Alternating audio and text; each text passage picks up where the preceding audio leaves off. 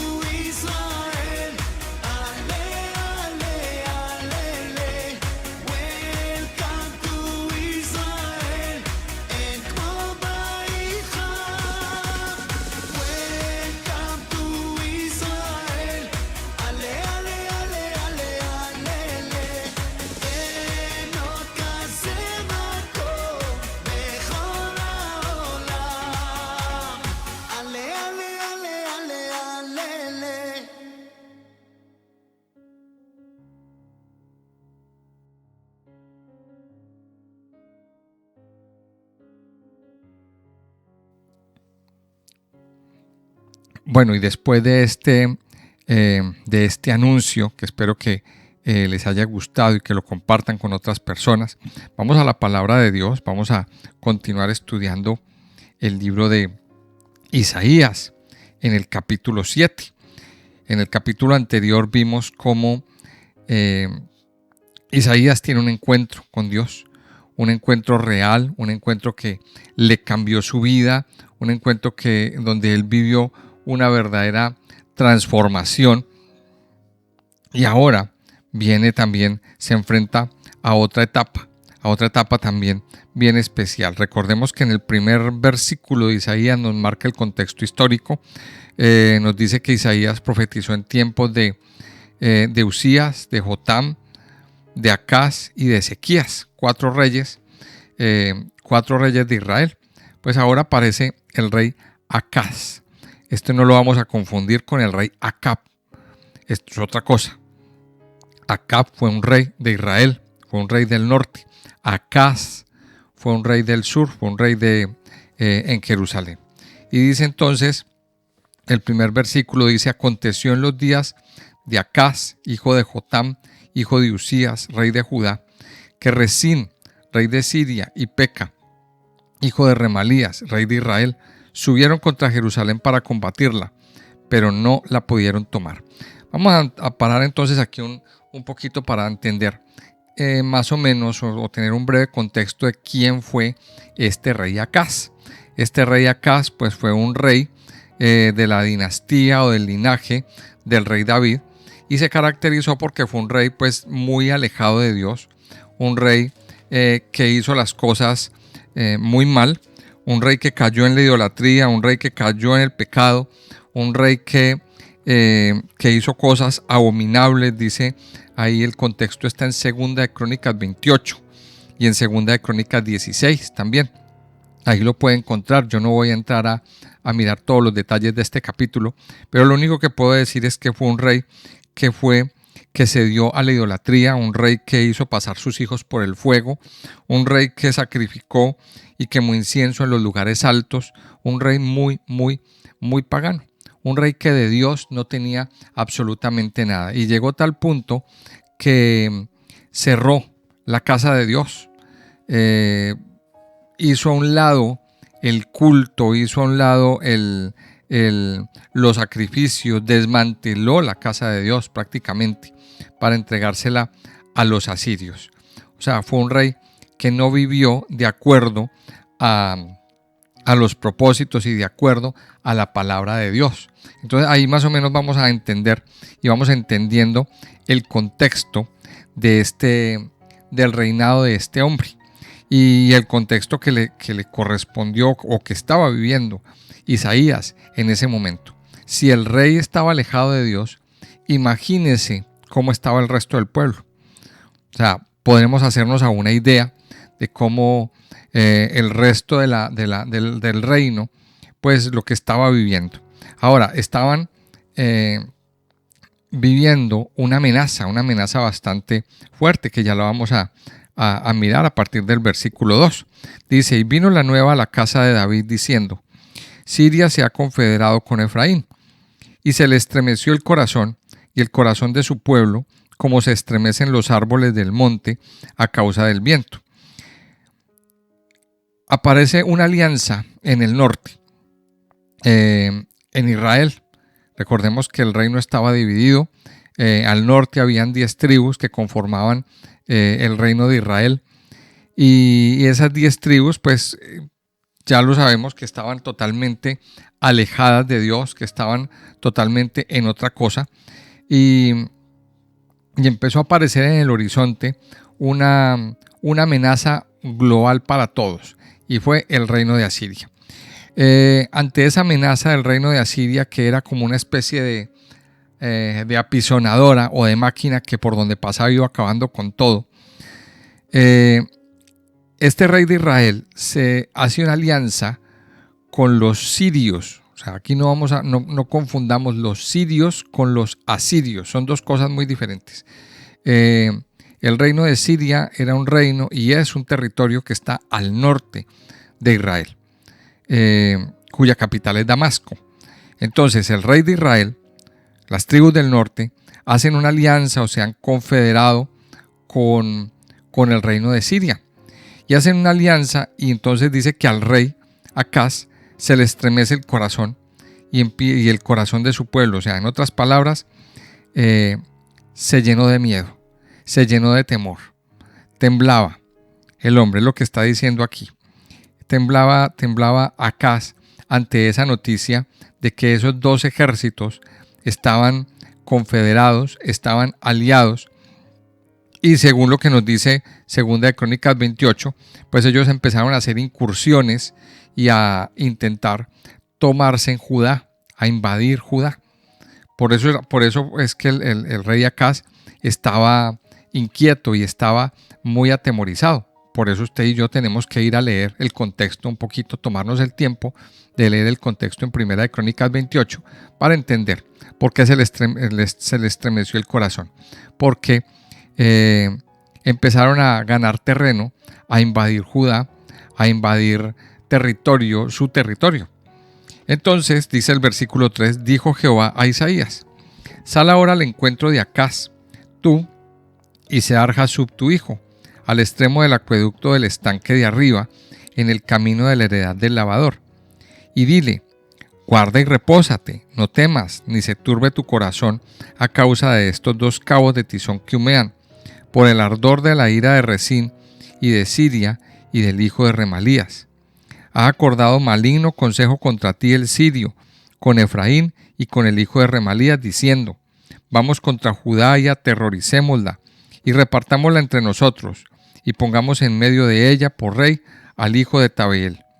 Por tanto, el Señor dice así: no subsistirá ni será, porque la cabeza de Siria es Damasco, y la cabeza de Damasco Rezín.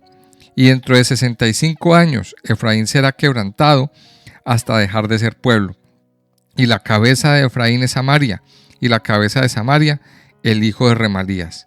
Si vosotros no creyereis, de cierto no permaneceréis. Vamos a dejarlo hasta ahí, porque entonces ante esa amenaza y ante esa situación, Dios le habla a Isaías. Y aquí tenemos una vez más que hacer el paréntesis y entender algo. Mire, Isaías fue una persona consagrada al Señor. Lo vimos en el capítulo 6.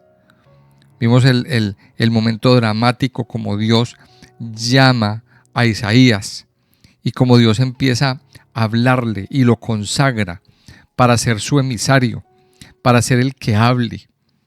Y Isaías, en medio de esta situación, en medio de esto que estaba pasando, pues Dios le habla. Dios le habla, Isaías escucha la voz de Dios y Dios le habla y dice que Dios le dijo a Isaías: sal al encuentro de Acaz.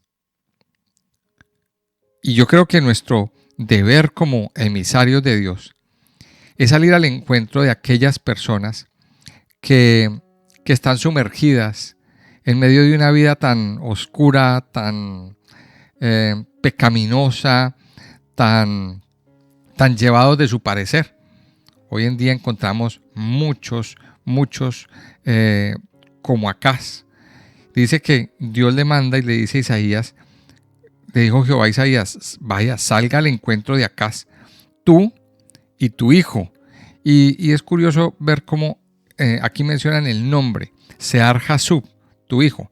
¿Qué significa Sear-Jasub? Sear-Jasub significa un remanente volverá. O sea, Isaías tuvo dos hijos, uno que se llama Sear-Jasub y el otro lo menciona en el capítulo 8, que se llama Maher-Salal-Hasbaz. Y esos dos hijos eran prácticamente un acto profético en sí. Entonces Isaías sale con su hijo Sear-Jasub, que significa un remanente volverá. Dice: al extremo del acueducto del estanque de arriba, o sea, donde estaban las aguas. ¿Qué hay en un estanque? Aguas, que era el estanque donde que le surtía agua a la ciudad. Era el estanque que le surtía agua a la ciudad. ¿Y por qué ahí? ¿Por qué en ese lugar? O sea, es que Dios no hace las cosas de casualidad. Dios siempre hace las cosas con un propósito. Primero, el niño en sí o el muchacho, no sabemos cuántos años tenía, da un mensaje.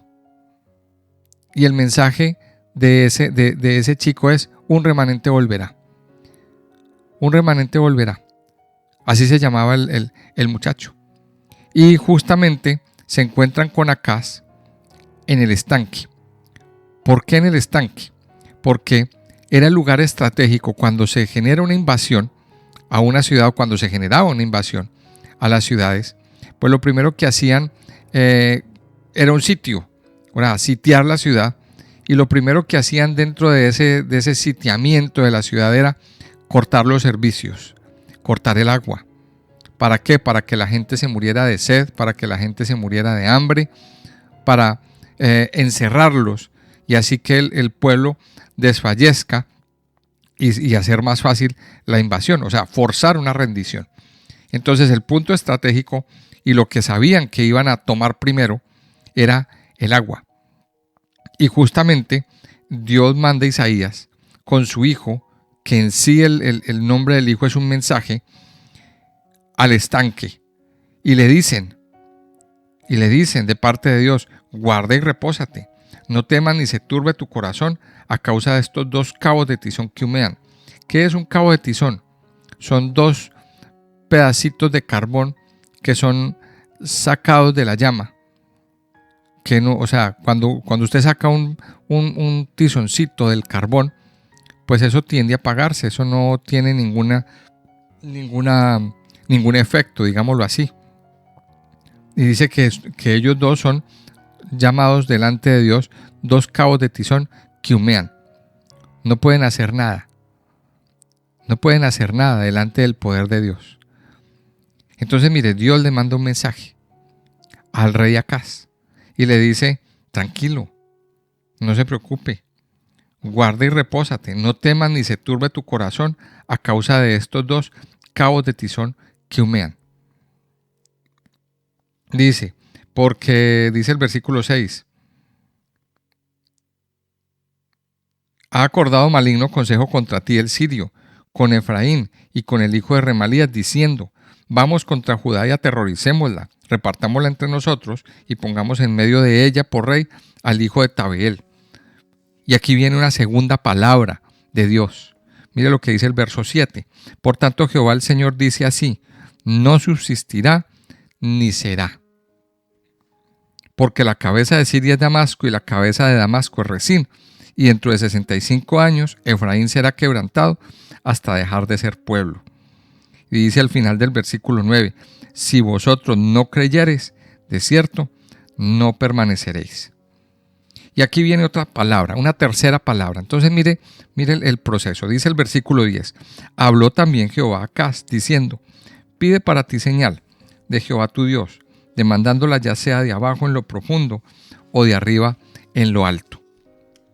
O sea, Dios le dice 3 palabras a este hombre, Acaz. Dios le dice 3 palabras. Le dice que esté tranquilo, que guarde, que repose. Luego le dice que Efraín será quebrantado, que dejará de ser pueblo, que esos pueblos van a ser derrotados. Y luego le dice: y pida una señal, para más confirmación de lo que estamos diciendo, de lo que Dios está haciendo, pide una señal.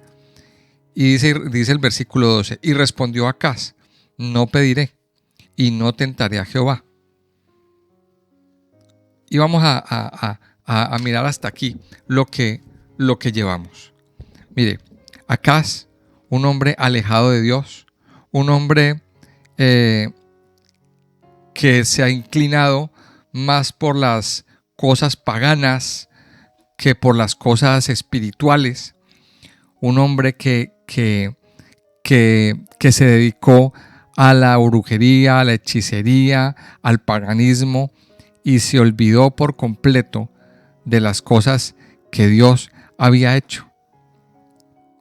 Y un hombre que confiaba plenamente en sí mismo y en la fuerza de otros. Si usted mira 2 de Crónicas 28, él intentó hacer una alianza con los asirios. Y para esa alianza, pues él simplemente le envió riquezas, le envió dinero, le envió las cosas del templo al rey de Asiria. Y dice ahí, en ese capítulo 28 de Segunda de Crónicas, que el rey de Asiria no le ayudó, no le quiso ayudar. O sea, en otras palabras, Acaz estaba más confiado en su propio idealismo, en su propio poder militar y en el poder militar de otros, antes que confiar en Dios. Y desechó la palabra de Dios. Y aquí viene la pregunta: ¿cuántas personas son como Acaz? ¿Cuántas personas son como este hombre que prefieren confiar en sí mismo y en cualquier otra cosa antes de confiar en Dios? Hombre terco, hombre llevado de su parecer y hombre que no quiere escuchar las señales, que no quiere ver el respaldo de parte de Dios. Hay muchas personas así. Hay muchas personas que hoy en día tienen este mismo carácter y este mismo temperamento, pero que cuando viene un problema se mueren de miedo, cuando viene un problema se estremecen o se deprimen o empiezan a tomar decisiones a la ligera.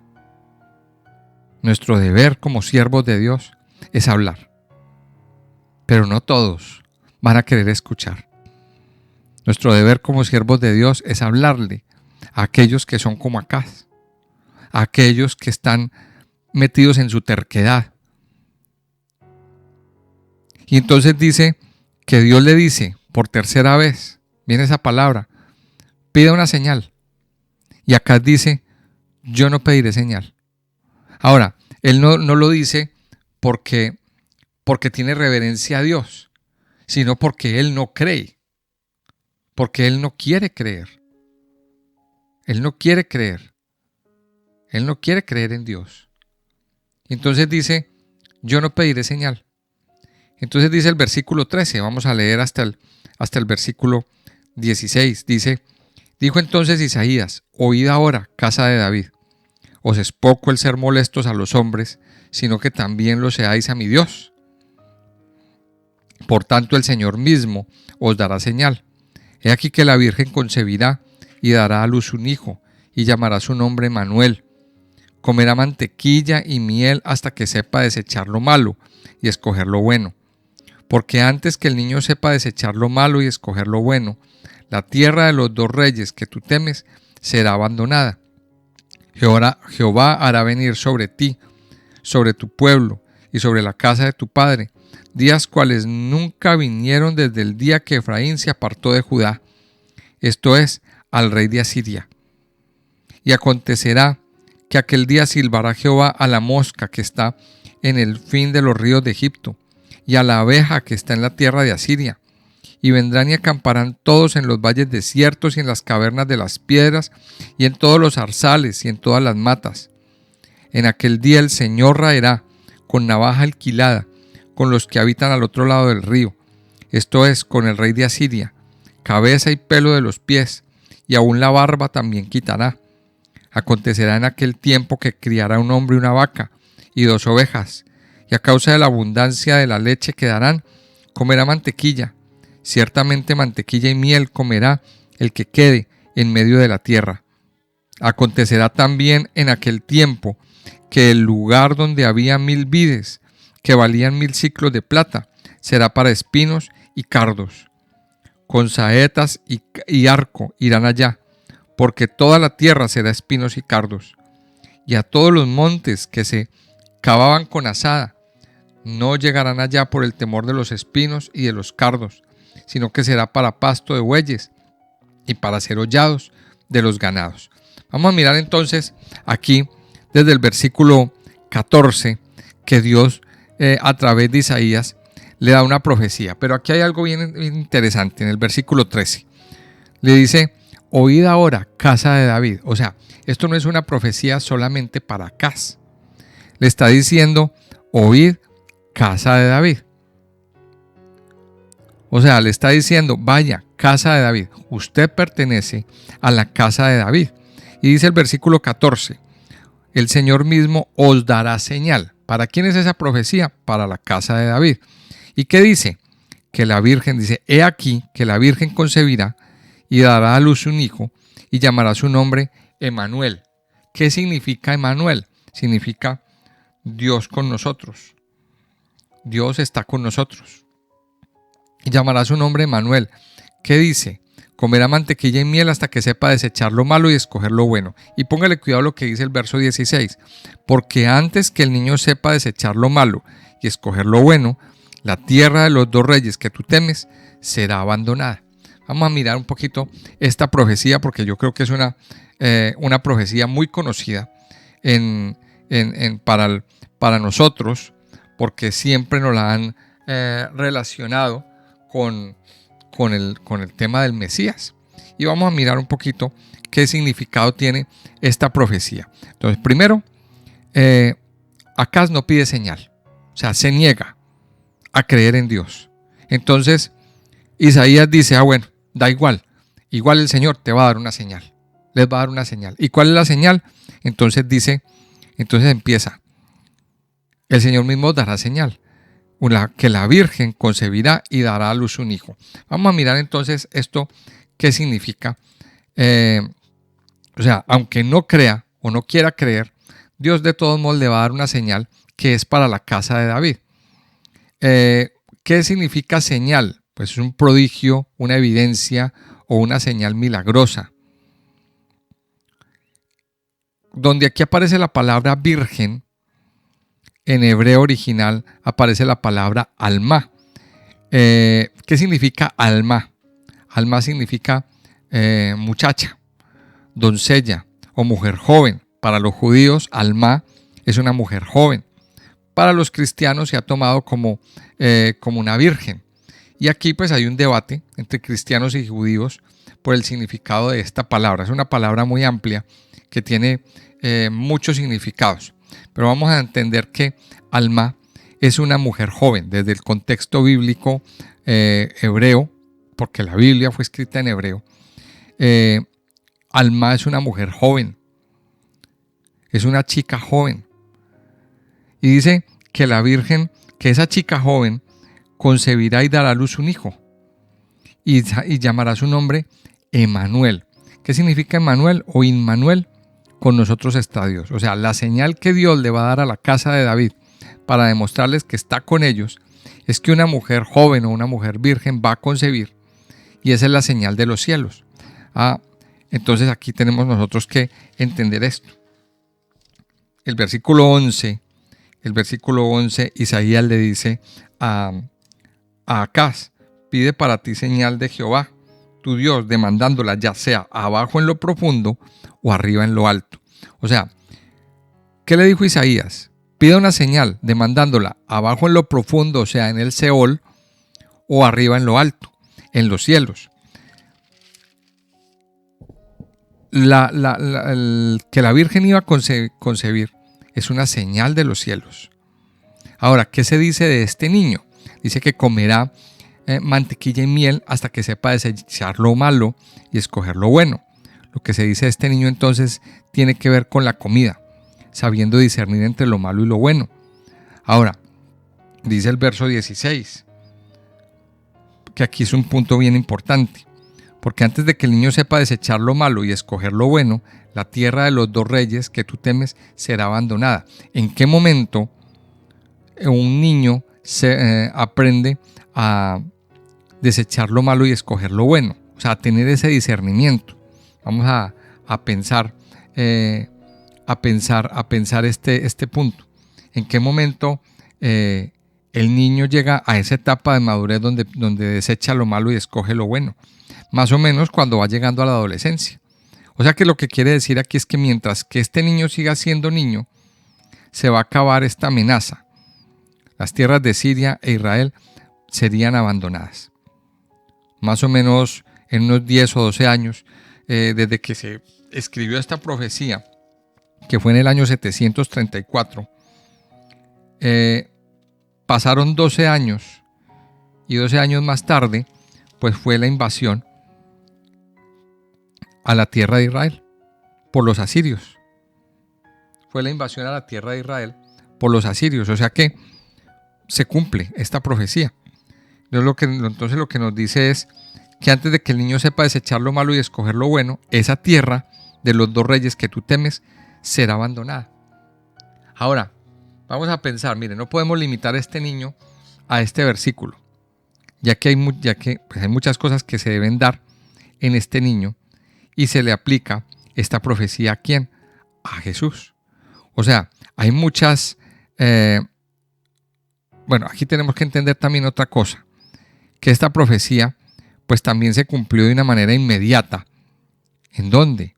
A través del mismo Isaías. Si usted mira el capítulo 8, aquí que es el capítulo que vamos a estudiar el día de mañana o el siguiente capítulo, vamos a mirar el versículo 3. Vamos a adelantarnos un poquito, hacer un poquito de spoiler. Dice el capítulo 8, dice: me dijo Jehová, toma una tabla grande y escribe en ella con caracteres legibles tocando a Maher Salal Hasbaz, que significa el despojo se apresura. Y junté conmigo por testigos fieles al sacerdote Urías y a Zacarías hijo de Jeberequías. Y me llegué a la profetisa, la cual concibió y dio a luz un hijo. Y me dijo Jehová, ponle por nombre Maher Salal Hasbaz. Y dice el verso 4, porque antes que el niño sepa decir Padre mío y Madre mía, será quitada la riqueza de Damasco y los despojos de Samaria serán delante del rey de Asiria. Esa profecía se cumplió, la primera parte de la profecía se cumplió en este punto.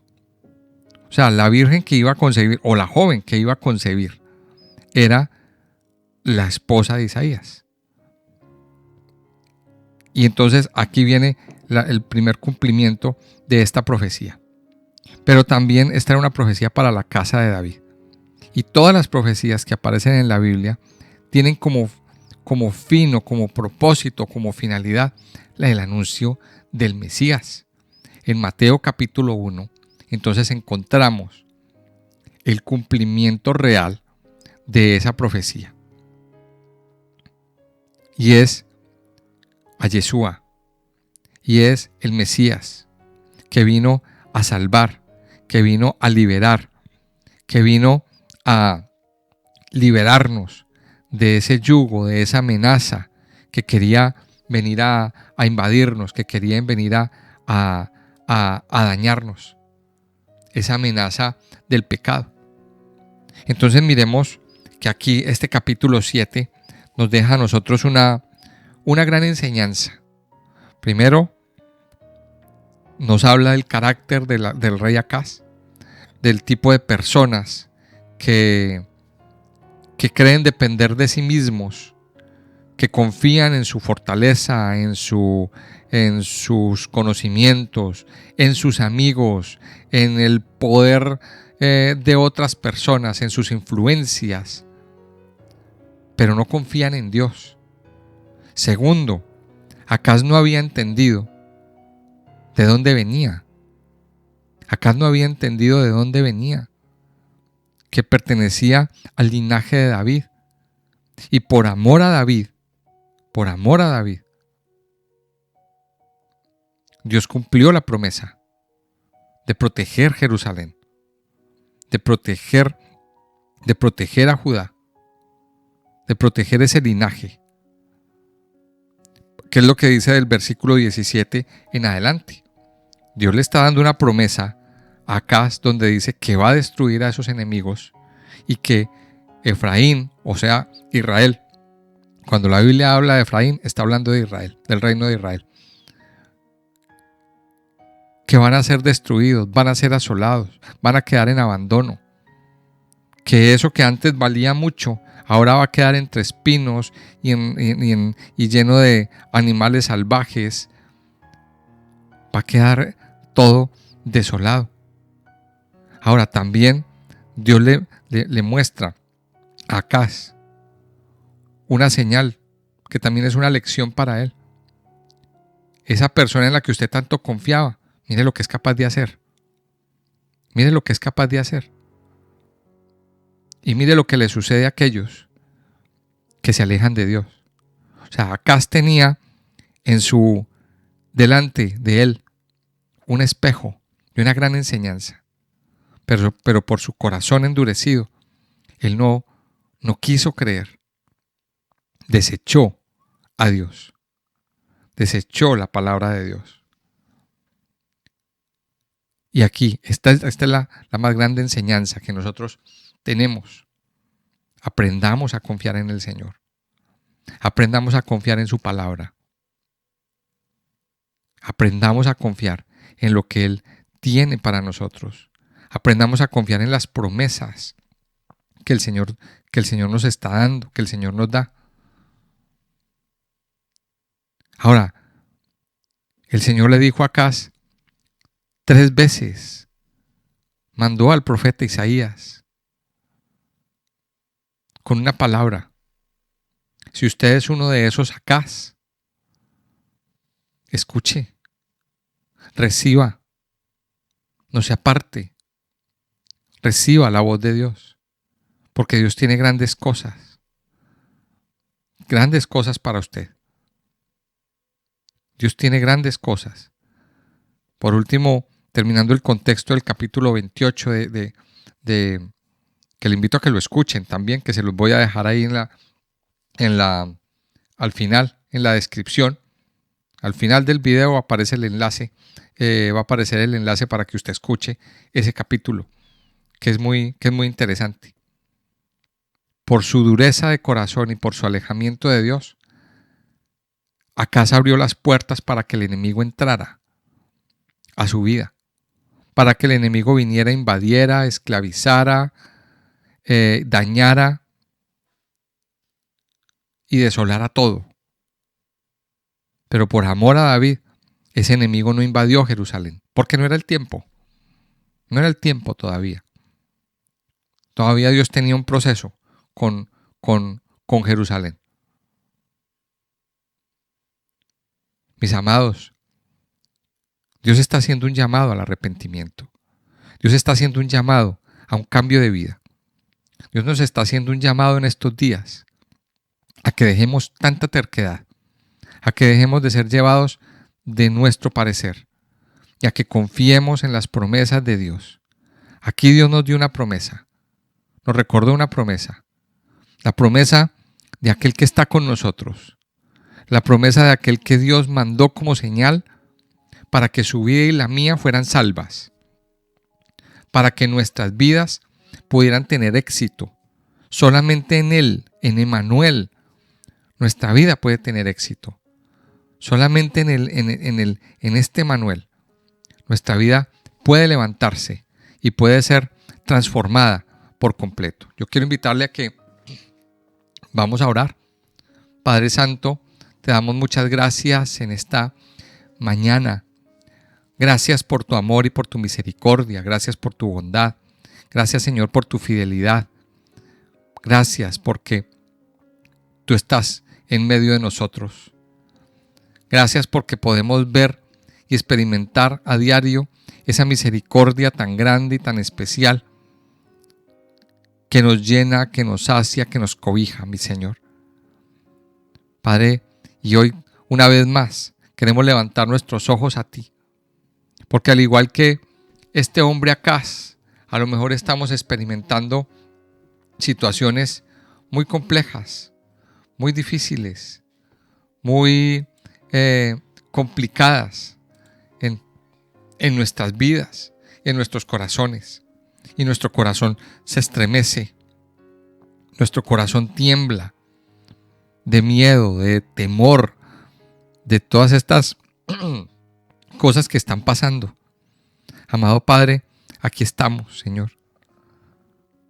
Hoy nos ponemos delante de ti, te pedimos perdón, Señor. Una vez más queremos pedirte perdón por la terquedad, por ser llevados de nuestro parecer, por cerrar los oídos. Padre, así como esta persona Acaz, hay muchas personas que no quieren escuchar, que están sumergidos en un mundo de paganismo, en un mundo en una vida de tantas cosas. Padre, yo te pido que hoy tú abras sus oídos, que hoy tú hagas un milagro en ellos, Señor, que toques el corazón y que permitas que estos corazones sean transformados, sean llenos, sean saciados y que ellos escuchen tu voz, Señor. La voz, esa voz que viene del cielo, esa voz que trae una señal, esa voz que anuncia a Emmanuel, el Hijo de Dios, el Dios con nosotros, el que murió y resucitó para darnos vida, para darnos gozo, para darnos sanidad, para traernos consuelo, para traernos libertad. Padre, yo te doy muchas gracias en este tiempo. Gracias por permitir que tu voz sea escuchada, Señor. Gracias, Padre Dios, por permitir que tu amor nos transforme, nos llene, nos ministre y nos sacie. Padre Santo, gracias por estar en medio de nosotros, por llenarnos y saciarnos con tu preciosa y maravillosa presencia. Te adoramos, te bendecimos y te exaltamos en el nombre de Jesús. Amén.